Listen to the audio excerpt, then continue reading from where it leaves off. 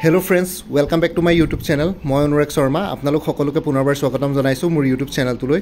আজি মই আপোনালোকৰ সন্মুখত এটা নতুন ভিডিঅলৈ উপস্থিত হৈছো আৰু আজিৰ ভিডিঅ'টোত মই আপোনালোকৰ সৈতে শেয়াৰ কৰিম, ডিসকাস কৰিম এখন নটিফিকেশন আৰু সেই নটিফিকেশনখন হৈছে অসম লোক আয়োগ আসাম পাব্লিক সাৰ্ভিস কমিশনৰ যোনটো ফাইনেন্সিয়েল মেনেজমেন্ট অফিচাৰ আছিল as per Assam urban financial service cadre under department of housing and urban affairs government of Assam তাৰে যোনটো ৰিটেন এক্সামিনেশ্যন হৈ গৈছিল তাৰে ৰিজাল্টস ডিক্লেয়াৰ কৰিলে আৰু ইয়াতে যিখিনি কেণ্ডিডেটছৰ ইয়াতে ৰোল নাম্বাৰ আছে তেওঁলোকে সাকসেসফুলি ৰিটেন এক্সামিনেশ্যনটো ক্লিয়াৰ কৰিছে আৰু তেওঁলোকে ভাইভাৰ কাৰণে সিলেক্টেড হৈছে। নেক্সট ইণ্টাৰভিউ ষ্টেজটো আছে। ইয়াতে টোটেল পোষ্ট আছিলে 103টা কাৰণ ফাইনেন্সিয়েল মেনেজমেন্ট অফিচাৰ তাৰপিছত আৰু দুটা কেডাৰ আছিলে আসাম আৰবান এডমিনিষ্ট্ৰেটিভ সাৰ্ভিস তাৰো 103টা মানে কেডাৰ ষ্ট্ৰেংথটো 103টাই হয় এজ পাৰ আসাম গভৰ্নমেন্টৰ যোনকেইটা কেডাৰ ক্ৰিয়েট কৰিছে। তাৰপিছত আৰু এটা এটো কি বুলি কয় technical officer financial technical officer নে কিবা এটা পোষ্ট আছিলে আসাম আৰবান ইঞ্জিনিয়াৰিং সাৰ্ভিসৰ নে টেকনিক্যাল সাৰ্ভিসৰ তেনেকুৱা কিবা এটা আছিলে।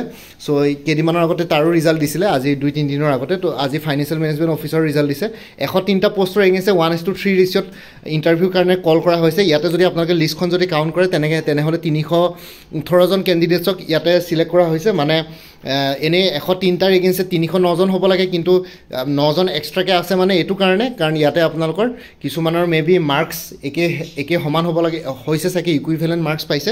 সেইটো কাৰণে 318 জন মাতিছে 103টা পোষ্টৰ এগেইনষ্টে। এটা পোষ্টৰ এগেইনষ্টে 3 জনকে আৰু কাৰণ কিছুমানৰ মাৰ্কছ যিহেতু একে আছে এতিয়া ইণ্টাৰভিউত মেইন কি বুলি কয় কম্পিটিশনটো হ'ব আৰু 103টা পোষ্টৰ কাৰণে। আৰু ইয়াতে দেখিছে লাষ্টত এটা নোট দিয়া আছে the commission will not be responsible for any typing printing mistakes. ঠিক আছে, কমিশনখনে কোনো ৰেছপন্সিবল নহয় ইয়াতে যদি টাইপিং প্ৰিণ্টিং মিষ্টেকৰ ক্ষেত্ৰত কাৰোবাৰ যদি ৰোল নাম্বাৰ থাকি গৈছে। এইটো অকণমান হেৰি আৰু অলপ প্ৰব্লেমেটিক হয় বস্তুটো কিন্তু উপায় নাই। কিন্তু APSC আপোনালোকে যদি অফিচিয়েল ৱেবছাইটটো চেক কৰে আজি বহুতখিনি ৰিজাল্ট দিছে। আপোনালোকে দেখিব APSCৰ যদি অফিচিয়েল ৱেবছাইটটো চেক কৰে মোৰ ইয়াতে একচুৱেলি নেটটো বন্ধ আছে সেইটো কাৰণে মই আপোনালোকক দেখাব পৰা নাই কিন্তু আপোনালোকে যদি চাই APSCয়ে বহুতখিনি ৰিজাল্ট ডিক্লেয়াৰ কৰিছে ইতিমধ্যে। APSC যোনটো combine computer preliminary examination 2023 preliminary examination হৈ গৈছিলে তাৰো ৰিজাল্ট ডিক্লেয়াৰ কৰাৰ সম্ভাৱনা আছে আজিৰ দিনটোত কাৰণ কাইলৈৰ পৰাতো বিহুৰ বন্ধ হয় আই থিংক সোমবাৰ মঙলবাৰলৈকে বন্ধ আছে। সেইটো কাৰণে আজিৰ ভিতৰতে যদি প্ৰিলিমছৰ ৰিজাল্ট দিয়া একদম বহুতখিনি চান্সেছ আছে।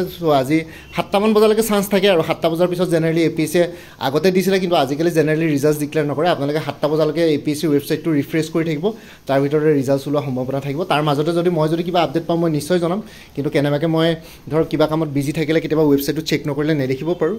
সেইটো হয় কথাটো। আৰু বাকী এই ভিডিঅ'টোৰ ডেছক্ৰিপশ্যন আৰু কমেণ্ট ছেকশ্যন চেক কৰিব বহুতখিনি আপোনালোকৰ কোৰ্চেছ এভেইলেবল আছে like APSC motor vehicle inspector, APSC child development project officer, APSC tourism development officer, Assam dairy recruitment, Assam police, Assam cooperative apex বেংকৰ এছিষ্টেণ্ট আৰু উইমেন এণ্ড চাইল্ড ডেভেলপমেণ্টৰ ষ্টেটিষ্টিকেল এছিষ্টেণ্ট। সেইখিনি courses available আছে।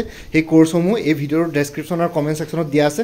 যোনটো কোৰ্চ লাগে তাতে এটা হোৱাটছএপ নাম্বাৰ দিয়া আছে। হোৱাটছএপ নাম্বাৰটো মেছেজ কৰি জনাওক যে আপোনালোকক এইটো কোৰ্চ লাগে আৰু সেই কোৰ্চটোৰ ডিটেইলছটো কি কণ্টেণ্ট আছে সেইখিনি মই আপোনালোকৰ হোৱাটছএপতে শ্বেয়াৰ কৰিম। আপোনালোকে জাষ্ট ক'লেই হ'ল কোনটো কোৰ্চ লাগে আৰু লগতে গোটেইখিনি মাল্টিপল চইচ কুৱেশ্যনছত আছে উইথ এক্সপ্লেনেশ্যন আৰু লগতে য'ত যি এক্সপ্লেনেশ্যন লাগে আছে কিছুমানত ডাইৰেক্ট এনচাৰ্ছো আছে আৰু লগতে আপোনালোকৰ ক্ৰনলজিকেল অৰ্ডাৰত কি বুলি কয় অফিচিয়েল চিলেবাছ বেছড হয় আৰু লগতে ক্ৰনলজিকেল অৰ্ডাৰত চেপ্টাৰ ৱাইজ গোটেইখিনি মেটেৰিয়েলছ আছে। আপোনালোকে হোৱাটছএপতে পে'মেণ্টৰ লিংক দি দিম। পে'মেণ্ট কৰাৰ লগে লগে আপোনালোকে গোটেইখিনি PDF হোৱাটছএপতে পাই যাব। গোটেইখিনি আপোনালোকক PDF হোৱাটছএপতে মই শ্বেয়াৰ কৰিম। বাকী মানে আছিলে এই ভিডিঅ'টোৰ ডেছক্ৰিপশ্যন আৰু কমেণ্ট ছেকশ্যন চেক কৰক বাকী অন্যান্য ইম্পৰ্টেণ্ট প্লেলিষ্ট আৰু লগতে কোৰ্চবিলাকৰ ডিটেইলছ জানিবৰ কাৰণে। বাকী মানে আছিলে এই ভিডিঅ'টোত ইমানখিনিয়ে জনালোঁ। বাকী মোৰ ভিডিঅ'ছবোৰ চাই যদি ভাল পায় মোৰ চেনেলটো ছাবস্ক্ৰাইব কৰি ল'ব আৰু লগতে আপোনালোকৰ যিমানখিনি ফেমিলি ফ্ৰেণ্ডছ ৰিলেটিভছ আৰু চিনাকি এক্সপিৰিয়েঞ্চ আছে তেওঁলোকৰ লগত মোৰ চেনেলটো শ্বেয়াৰ কৰিব।